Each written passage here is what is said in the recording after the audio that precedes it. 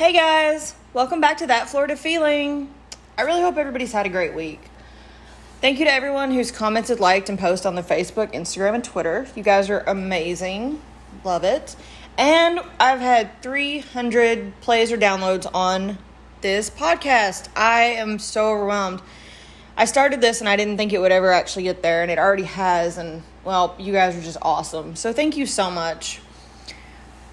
So don't forget to like, subscribe, or follow on your preferred podcast listening platform. And don't forget to turn on notifications, guys. I don't want you guys to miss an episode. As always, please leave a 5-star review with something written on it to increase the chance of more people discovering this podcast on Apple. It's awesome, right? So we want everybody to know about it. Shout out to Eric, by the way. I meant to do this last episode. I blanked. I'm sorry, Eric. You've been a big help, especially on Instagram. You've been very awesome with your suggestions and your comments and just a great inspiration and help. Eric's also a writer, so check out his Instagram. It's Eric Keegan, all one word. He's got some amazing Florida pictures and insights. You should definitely check him out. He's an awesome person. So since it is Florida, we still got to remember to be prepared for those hurricanes. I know that there's one out in the Gulf right now. It's not supposed to come to Florida, but that doesn't mean it can't change paths. We've all been there. So just stay prepared, guys, and stay up to date.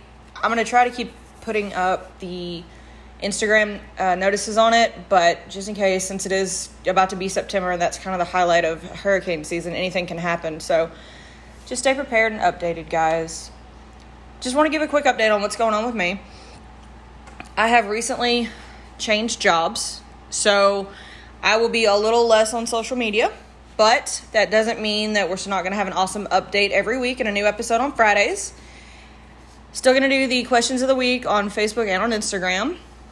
And we're still going to keep this thing going. Just wanted to let you guys know in case you don't see me as much on social media.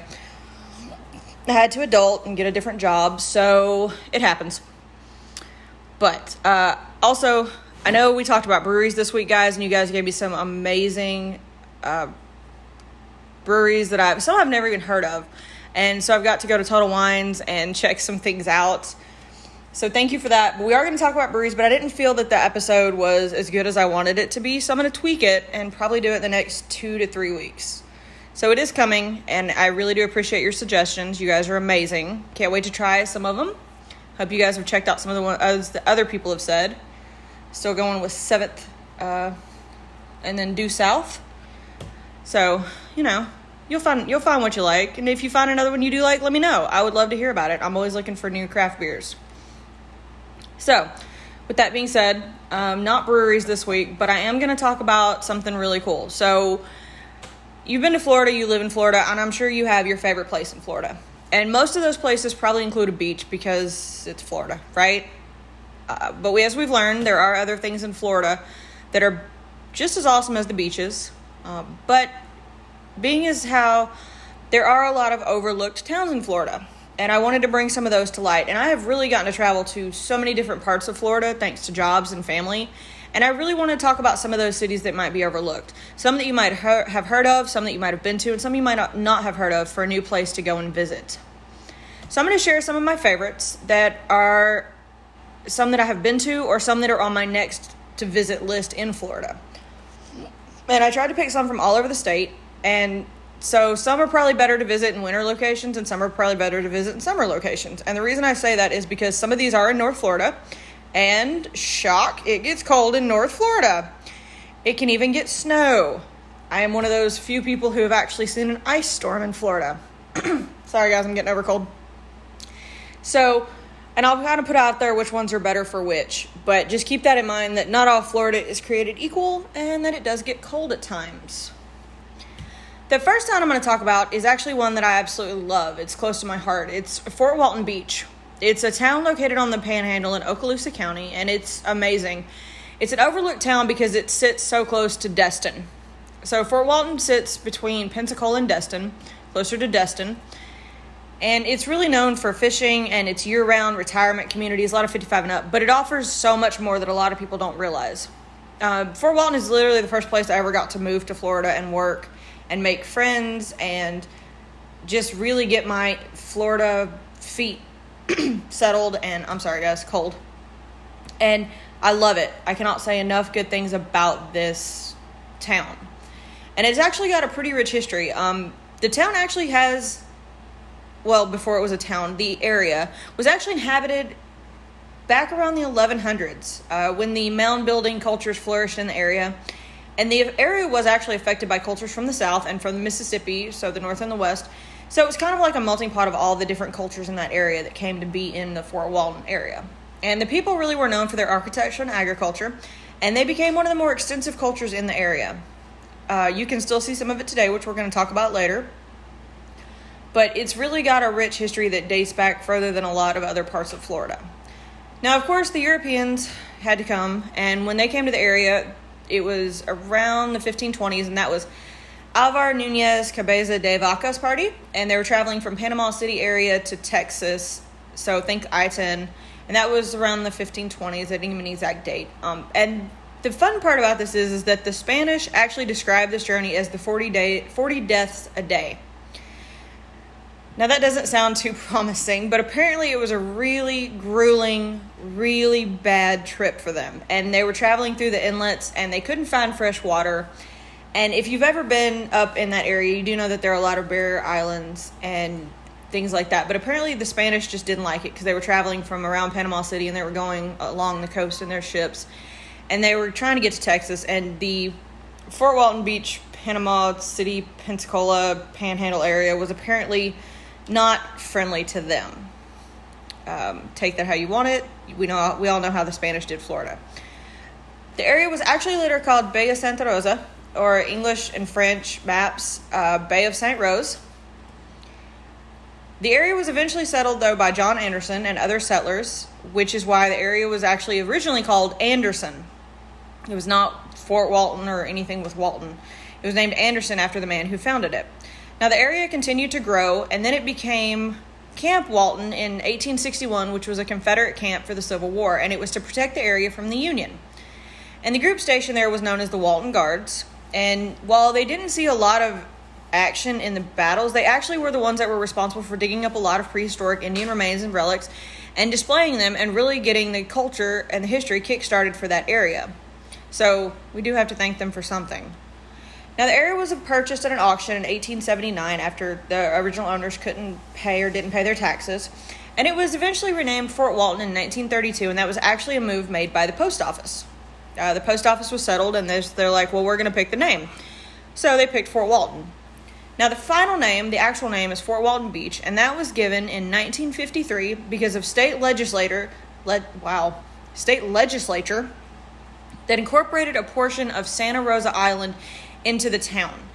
And that part of Santa Rosa Island actually ended up becoming what is now Okaloosa Island. So if you've ever been to the area, you know that Fort Walton, you drive over Okaloosa Island down 98, and then you go over to Destin, and that island is Okaloosa Island. It's got some beautiful beaches and some great places to stay. Fort Walton itself actually sits kind of at the intersection of US 98 and a State Road 189. For those of you local, that is Beale Parkway. And that really leads people like east and west, and then of course north and south with the State Road 189, and that really kind of is the intersection in the downtown area of Fort Walton itself. Now, this small town actually has a lot of attractions for visitors to enjoy, and not to mention they have amazing seafood and a Whataburger. That's where my love of Whataburger got renewed. Now, you can enjoy a lot of historical things in this town. You can enjoy Heritage Park and the Cultural Center that includes an Indian Temple Mound Museum and artifacts, as well as read up on the history of the area, which will cover much more than I have just covered in these few minutes. They also have a really cool Emerald Coast Science Museum, and it's really a cool place to spend a rainy day, especially for a beach town when you think you're going to go to the beach. This is another one of those alternatives. And they have tons of hands-on exhibits, and it's not just for kids. It's really for people of all ages. They've got some really cool demonstrations. I recommend it. I kind of nerded out when I went, and it was a really fun place. And I didn't just feel like I was out of place because I was an adult, but like there was stuff even for me to really get into and to be able to do hands-on and to look at and to touch and to learn new things. The other big thing there is the Air Force Armament Museum, which has a collection of over 15,000 artifacts from the early days of aviation, and that's fitting since there are actually 12 different bases in and around Fort Walton Beach. Hurlburt Field and Eglin Air Force Base are the two most well-known. And that they really do play a huge part in Fort Walton Beach. I remember we were living off 98 in the little part that's called Mary Esther, and it wasn't far from Hurlburt, and you could hear every day when they would play the songs and stuff at, I think it was like 5 p.m., but you could hear it all through the town. And it was a really cool experience to get to see all these people who would come into the shops and who would be your neighbors, and it kind of gave you a sense of patriotism, and it was a really nice place to live. It was really friendly. But so that does definitely play a part in Fort Walton Beach, having those bases there. Another cool thing that Fort Walton has is the Emerald Coast Dirt and Vert. So it sounds kind of fun just by the name alone. And it's actually a 9,000 square foot skate park, street course, along with a BMX racing track and BMX and freestyle jumps. So this is more for the extreme and the extreme visitor or the extreme locals. If you're into skateboarding, this is definitely a place for you, especially BMX bikes. This is a place where you can go and have fun, and it's safe, and really either test out your skills or get, hone your skills. And that's actually really cool because that's not something you hear about a lot, is places like that. And there's definitely a large one in Fort Walton Beach, so that's kind of cool. Of course, you're also going to find the normals, like the unique little shops along the downtown and especially in town. And the cool thing about Fort Walton is they do have a lot of different festivals throughout the year. But of course, they have everybody's favorite, the beaches. And the beaches along Okaloosa Island are probably some of the most beautiful in Florida. Bluish green waters. Every now and then you get like a bunch of seaweed, but that's not the worst. It never has the really bad red tide smell. It's just a really pretty place, and there's usually room for everybody to spread out. And so it's just a fun, small beach town to go, especially if you don't want the traffic of Destin. It's just a couple miles down the road, and it's a really good place where you can stay, eat, and relax. Now, the restaurants in Fort Walton also have something for everybody. They have seafood like Stubby's, which is an amazing seafood place. They have some really good barbecue. There's actually a couple barbecue shops around town that I thought were really good. There's one closer to Navarre, which is 98 towards Pensacola. That was really amazing. And of course they have tacos, because everybody loves tacos. My personal favorite from Fort Walton is Taco Town. It's super cheap. It's delicious. It's a hole in the wall. It's amazing. Don't go there expecting like a 5-star meal, but you're going to get some really good cheap Mexican food. And it's just amazing. The other place I really liked was Buffalo Reefs, and it's kind of a hole in the wall bar place that has really good wings. I remember them, and I miss them some days. And I think the reason I love Fort Walton is because it was a beach town, but it was still such a small town vibe. And it really did have something for everybody. The only thing that I can really warn you guys about Fort Walton is that the traffic can be crap, because it's 98. But also, a lot of the places kind of close in the winter months, because it really more is a summer town. I remember working in Publix in Fort Walton, and we were doing orders, and we had to be careful of ordering cases of water, because as soon as summer ended, you were going to be stuck with these cases of water, because that's really when Fort Walton became alive. It was a tourist town. There are a lot of 55 and up communities, but of course, they're not buying bulks and bulks and bulks of water like you would be in the summer. So that really is the one thing I have to say about Fort Walton. I think the best time to be in Fort Walton was like September. The tourist crowds were really gone. The snowbirds were just kind of coming in. Nobody was on the beach. It was peaceful. You could see the marine life, the dolphins. I remember seeing a huge sea turtle off Okaloosa Pier. So it really was like a fun time to go and really watch the town when it's not alive with tourists and crowded. That being said, April's a good time to go right after the tourists, but before the summer rush. Either way, you're definitely going to find something for everybody in this overlooked, sleepy little beach town. So I recommend it. The next town I want to talk about is more of a quaint little town in Florida, and that's actually Chipley. Now, I've never been to Chipley, but it's definitely on my list, especially after looking all this stuff up. It sounds really cool. Chipley is in northern Washington County, and it was originally called Orange before getting the name as we know it today. And that happened in 1882 thanks to Mr. William Dudley Chipley, hence the name, who was president of the Pensacola and Atlantic Railroads. He was also a Florida senator from 1895 to 1897. That just seems like a really short time. Okay, but anyways, Chipley has one distinction that another Florida places really don't have, and that's that back in January of 1985, they hit a recorded temperature of 2 degrees when a hard cold snap hit Florida. So, like I said, Florida gets cold at times. These are places you want to visit probably in the summer or in the fall.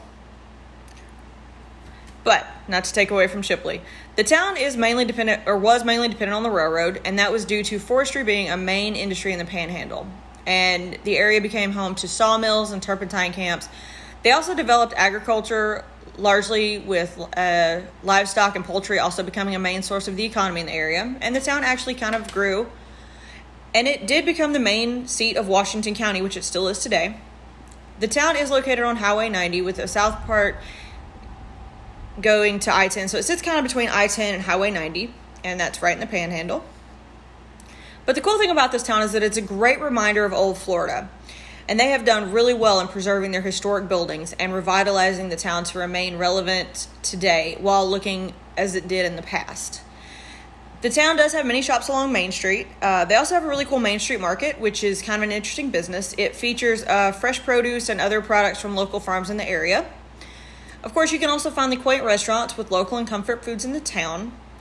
The town also is really close to Falling Water State Park, which is home to the highest waterfall in Florida.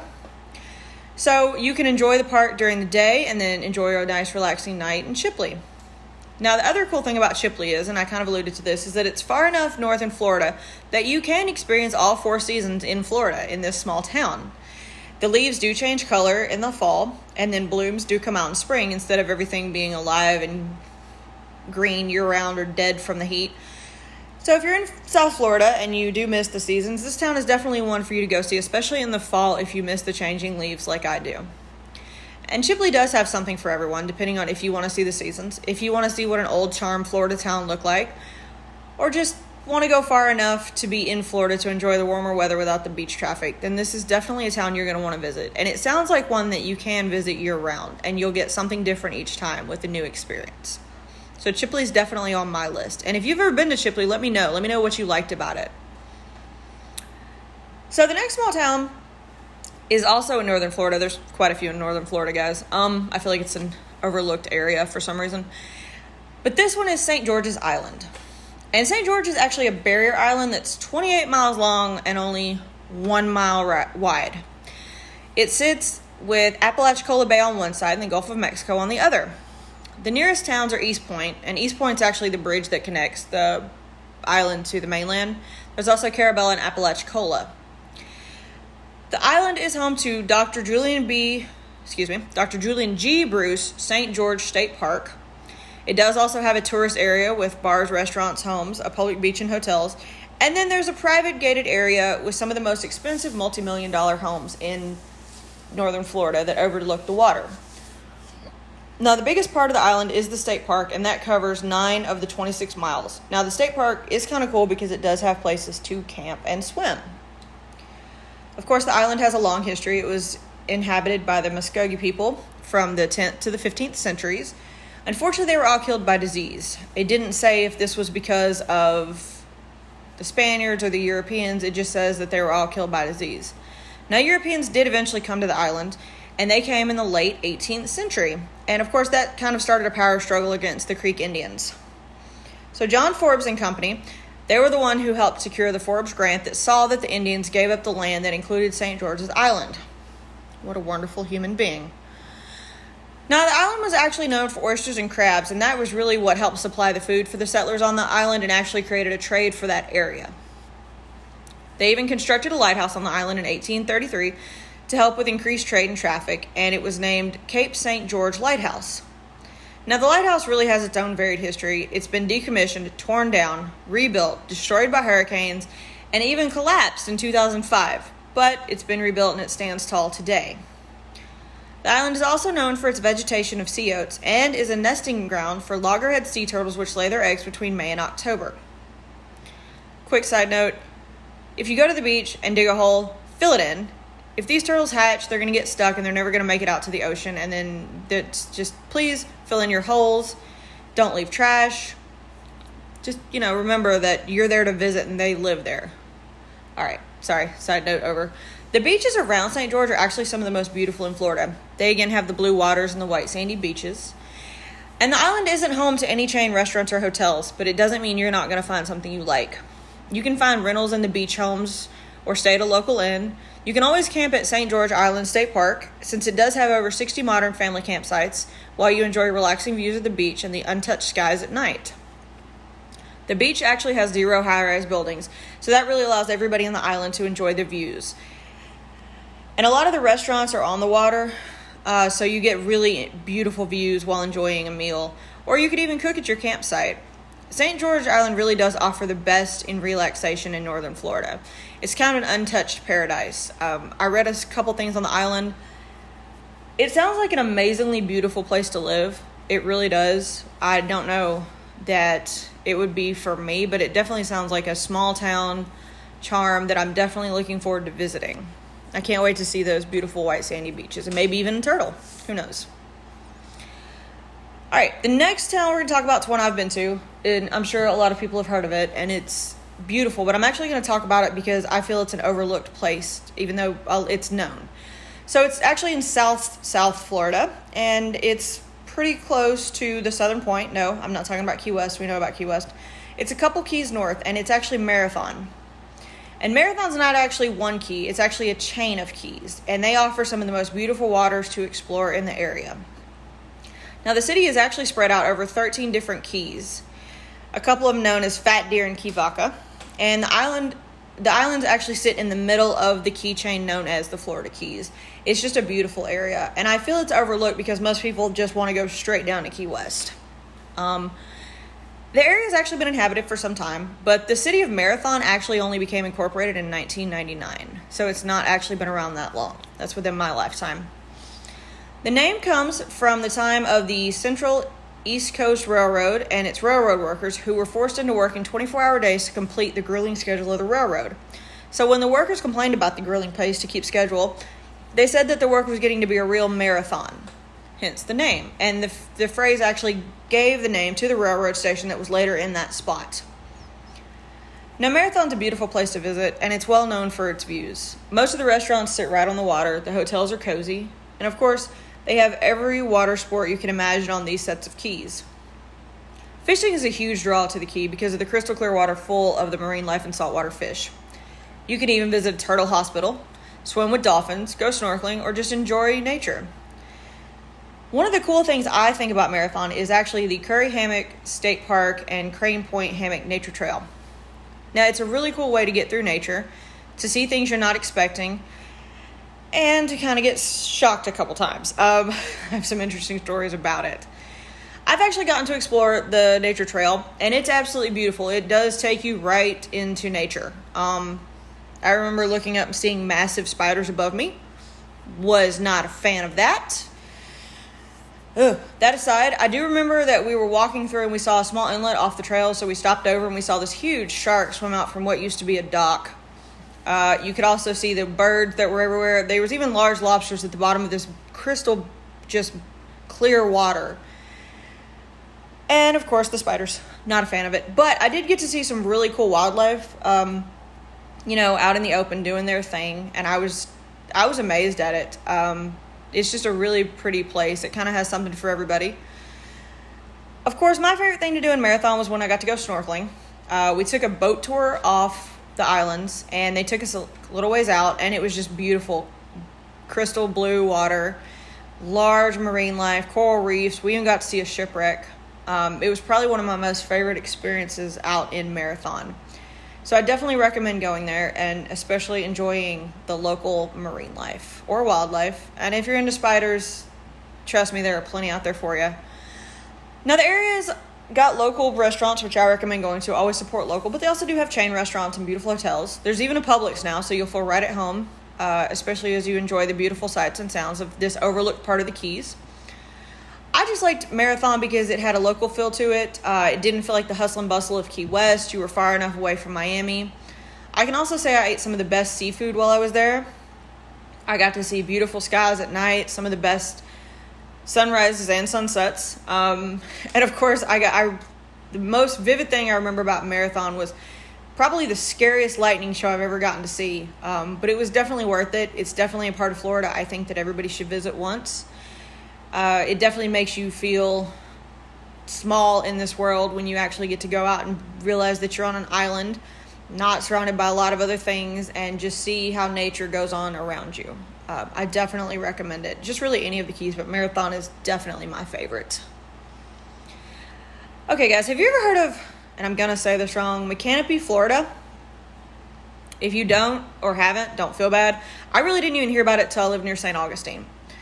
And the town is actually just south of Gainesville in Alachua County, and it's absolutely full of Florida history. The downtown is on the National Register of Historic Places, and they even have the town slogan, "The Town That Time Forgot."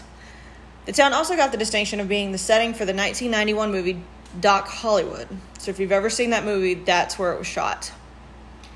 Of course, the town didn't just pop up overnight, and the area has a large history. The area was actually first noted by explorer Hernando de Soto in 1539 as a Timucuan village, and over 200 years later, American naturalist William Bartram recorded a proto.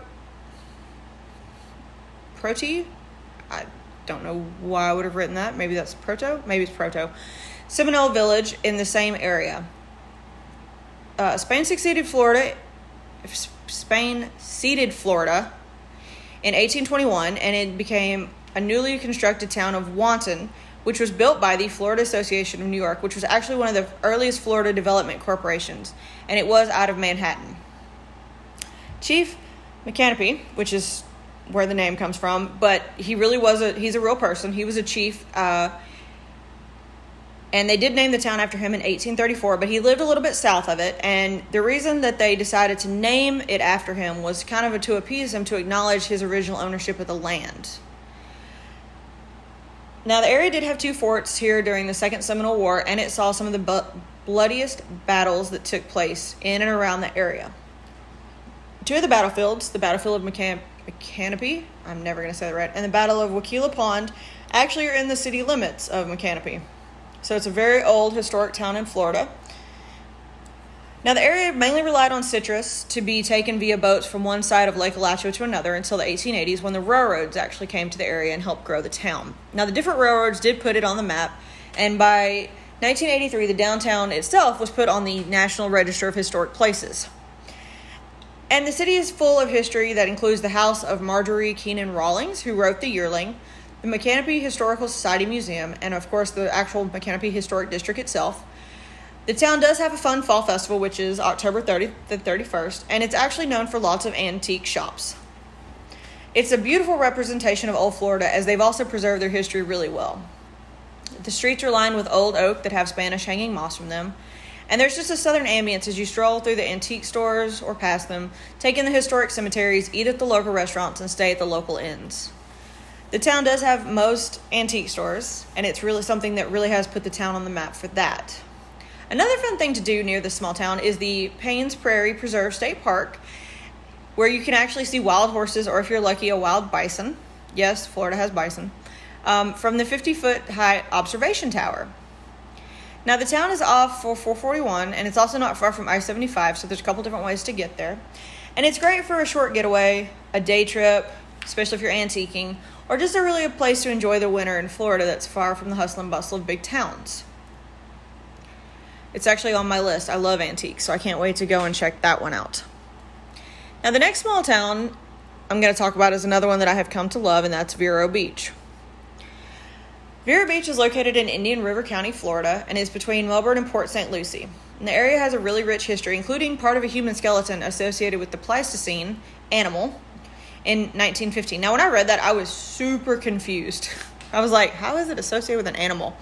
So I Googled it, and apparently they found a human skeleton, or part of a human skeleton, next to a deceased animal, or the skeleton of another animal. So in my mind, they were doing battle.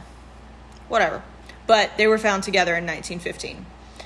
And the discoveries continued when in 2006, the image of a mastodon or a mammoth carved into a bone were discovered in the area of the previously found remains. So there's definitely history going back through this area. And of course, the Spanish were no strangers to this area as well. In 1715, a Spanish treasure fleet actually crashed off the shore of Vero. Now, 11 of the 12 ships carrying tons of silver were wrecked due to a hurricane, because that's Florida, and then attacked by pirates. What's a good story without pirates? And pirates were actually common in the area. Henry Jennings actually led 300 men to pirate 87,500 pounds, and that's British pounds, not like pounds of heavy pounds, like British money, in those days in that currency. So he actually got a pretty good haul from that. Of course, pirates continued to roam the area, and the hurricanes continued to take out the ships. But the area was eventually settled in 1872 by Captain Allen W. Estes, and it continued to grow as Henry Flagler constructed his railroad, the Florida East Coast Railway, actually, in 1893. Now, the town of Vero wasn't established until 1919, and it was officially renamed Vero Beach in 1925 after Indian River County was officially established. Now, the town is full of history, and it is part of the Treasure Coast thanks to the shipwrecks off the coast. You can walk down the beach, and if you do see something shiny, you're encouraged to pick it up, because you never know, it might be a lost galleon or something. Now, the town is home to beautiful beaches that are really fun for everybody, and you'll often see a lot of families enjoying the beaches, people searching the sands with metal detectors for lost treasure, or surfers enjoying the clear waters and the waves. This town is kind of a great mix of old and new Florida. The downtown area is full of shops. There are local restaurants and chain restaurants as well. The Indian River Museum and local breweries such as Walking Tree or Orchid Island are also found in Vero. And this small beach town really does have something for everybody to enjoy, since it is a slice of paradise outside of the hustle and bustle of the normal South Florida. The small inns that dot the beachfront allow for everyone to enjoy the sunrises, see the beach, and this is where I saw that bobcat stroll across a beachfront property. So really, who knows what you're going to see in Vero. It's just kind of a fun place to hang out. It's not a town for nightlife. So if you're looking for somewhere to come and enjoy, take in a relaxing day or getaway, eat at local restaurants, then Vero Beach is definitely the place for you. And that's really what caused me to fall in love with this town, because it did feel like South Florida away from South Florida. So the beaches are still nice and pristine. The water's clear. Big fish swim by your feet, which you're not expecting it. Bobcats stroll along. And you just get to really enjoy Florida at its finest in this little town.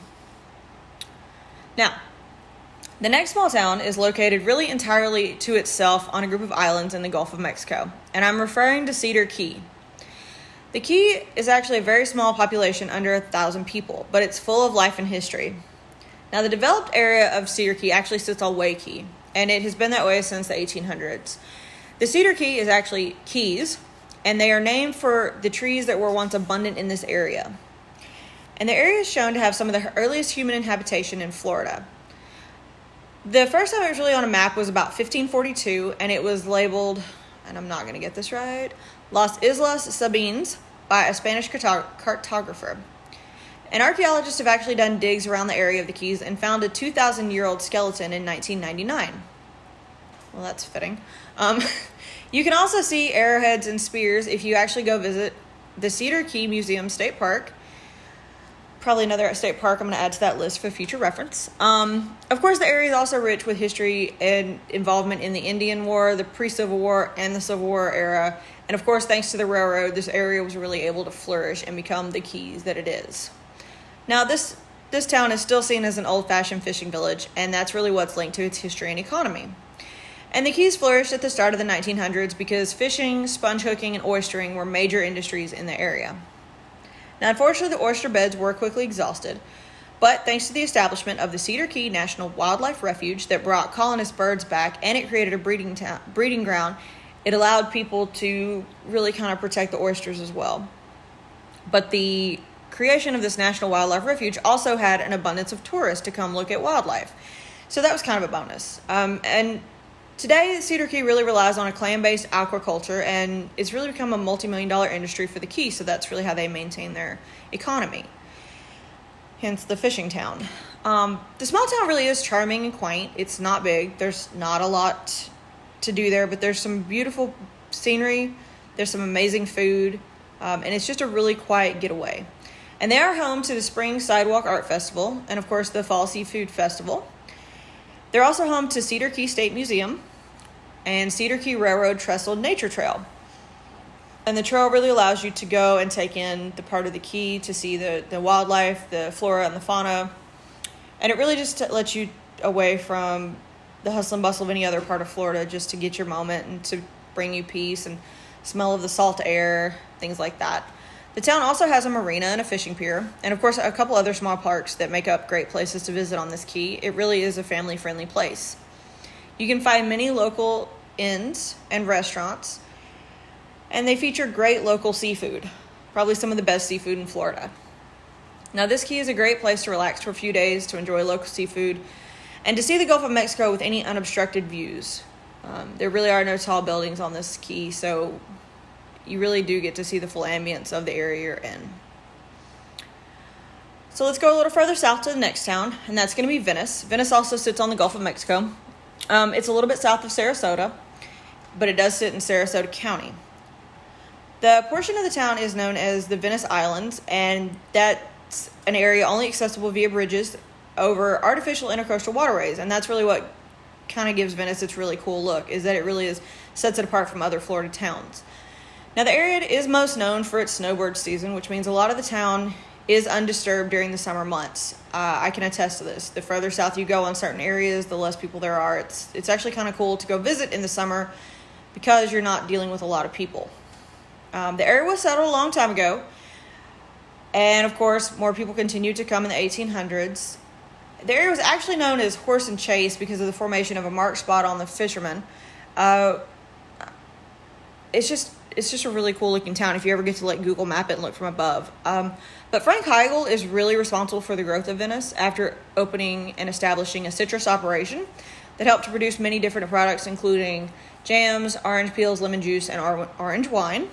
Actually sounds good. The post office was established in 1888 and named it Venice solely based on the likeness of the canal city in Italy due to the man-made canals. Now, the land boom in the 1920s kind of helped really grow and develop this amazing overlooked Florida city. Venice does have a historic downtown area complete with old buildings, charming inns, and delicious local restaurants.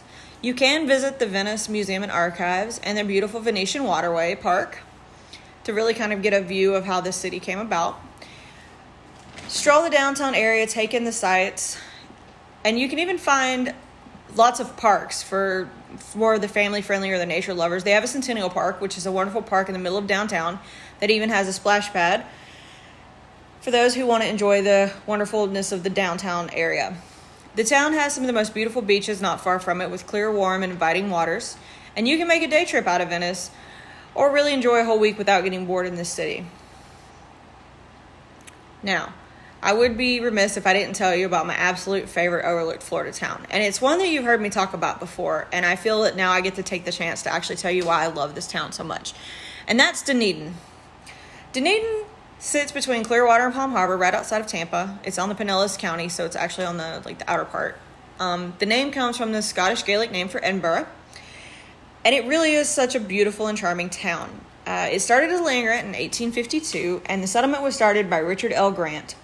They had originally named it Jonesboro by a local mercantile, but 2 Scottish local residents applied for the first post office and got the privilege of naming it Dunedin. And it was actually one of the first post offices in northern Pinellas County. And Dunedin became an important trading center, and at one time it actually had the largest fleet of sailing vessels in the state. Now, the town continued to flourish and grow into a charming town, with many things that have added to its ambience. The town is actually home to the spring trading for the Blue Jays since 1977 at TD Ballpark. The ballpark is only a few blocks from downtown, and it's actually a really cool looking ballpark. It's so fun to be able to go watch spring training there and then go enjoy the town. It's just a really cool kind of thing you get to do. And of course, it's not the only spring training in that area, so I just recommend it because you can park in Dunedin, you can walk to the ballpark, you can enjoy the game, or even just if you get to see them in practice. And then you get to go back and enjoy the town all without having to worry about how much did I pay for my parking, where's my car going to be, is it safe? It's absolutely safe. And the downtown is full of so many quaint and charming old Florida buildings. Dunedin is really known for its oranges, so you'll find oranges painted all over the buildings and in different parts of the town. It's kind of cool, like spot the orange. There is something for everyone, even in the historic Fenway Hotel, which is located on Edgewater Drive, which is down towards the marina. And it's got beautiful views that you can even see Clearwater across. Of course, there's a local seafood Old Bay Cafe in the marina. You can walk out and enjoy the marina. They even have one of the dolphin statues, the ones you see around Florida, like the dolphin that they get to paint for the area. And they have a local little library at the marina, so it's another fun thing. And of course, Dunedin is home. Sorry guys, my cat jumped on me. Dunedin is home to Honeymoon and Caladesi Island, which is part of the Honeymoon Island State Park, which you've heard me talk about. And you can easily spend the day exploring beaches, taking a ferry to Caladesi Island, and then enjoying the local food in town. Now, of course, the Dunedin Causeway is the way you get to Honeymoon Island State Park, and this is just another great place of its own. You can actually park your car and sit and enjoy the intercoastal waterway. You can even see dolphins there. You can soak up the summer fun. There's a walking trail. You can fish off the shores, and there's even places to rent kayaks to explore the area. Now, of course, Dunedin is also home to some amazing breweries and restaurants. Seventh Son, CUNY, Dunedin Brewery, and Caledonia Brewery are just to name a few that you can find in the city. Seventh Son is absolutely my favorite. And they're all in walking distance. And there's free parking in the town. It's actually really cool. I remember when they tried to put in parking meters in the town, and, well, that didn't go over well. So you can park on the streets and the spots, or there's a parking garage you can enjoy. Dunedin is also home to Penny Lane Museum, which I talked about in another episode. It's a fun Beatles museum. If you want to go back and hear about it, it's on the roadside episode. And they even have a Dunedin History Museum, which tells you about the area.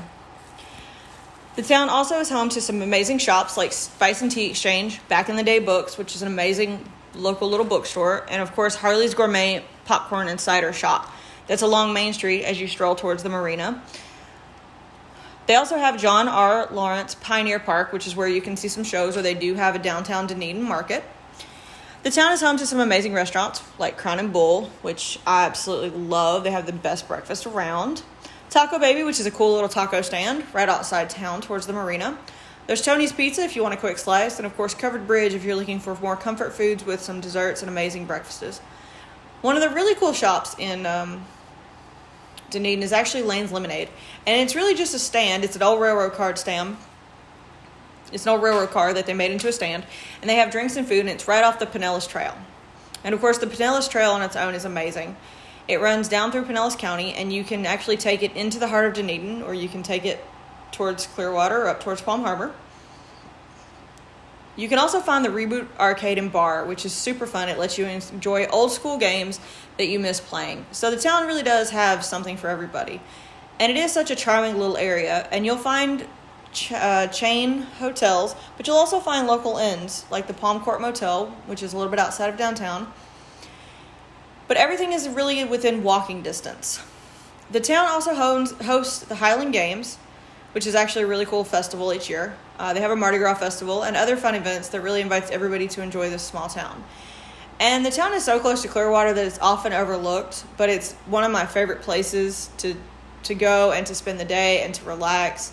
And it's never really quite the same. I love it. I used to go there every morning and just walk around for exercise, and I miss living close to it. So if you ever get the chance to check out Dunedin, definitely, or if you're in Clearwater, take the 20-minute drive up north. It's definitely worth it. Now, the last town I want to talk about is probably one you've seen but didn't realize it. Have you ever seen The Truman Show, the movie with Jim Carrey? Well, if you've seen The Truman Show, then you've seen the town of Seaside. And the town of Seaside is a beautiful overlooked Florida town. It's actually a small master planned community in the Florida Panhandle between Panama City Beach and Destin on Highway 30A. And it's well known for its design, and it rose to global fame when it was the main filming location for The Truman Show. Now, Seaside started out as an idea in 1946 when a family member of Robert S. Davis bought the land that would become Seaside. Now, of course, the land was inherited through different times, and in 1978, it was finally inherited by him, and he wanted to transform it into an old-fashioned beach town with traditional wood frame cottages that were seen in most of the Panhandle. Now, the final plan for Seaside was completed in 1985. I'm sorry, guys, my cat is playing with a bag. And it's really an example of new urbanism, and Seaside is privately owned with other municipal governments having no jurisdiction. They are entirely to their own entity. Now, the town is closest to Miramar and Rosemary beaches, and they really have a commercial hub, which is their entire town center. Now, the town is super family friendly, and actually pedestrian friendly as well. They have streets designated in a radiating pattern, walkways, and open spaces. They also have no private front lawns, and only native plants are used in the area of the front lawns. The town is white picket fences and pastel-colored houses. Now, it's very family-friendly with perfect local beaches, local places to eat and shop, and it really kind of lets you step back in time to that quaint old Florida. They boast local vintage record shops, local markets, small boutiques, and even historical bookstores. The town features art galleries with local features in their showcases that show the beautifulness of the area as well as local artists, and it lets you kind of get a vibe from the town. You can also participate in town events and festivals such as Yoga in the Park and other festivals they have year-round. So it's really kind of a community-type place.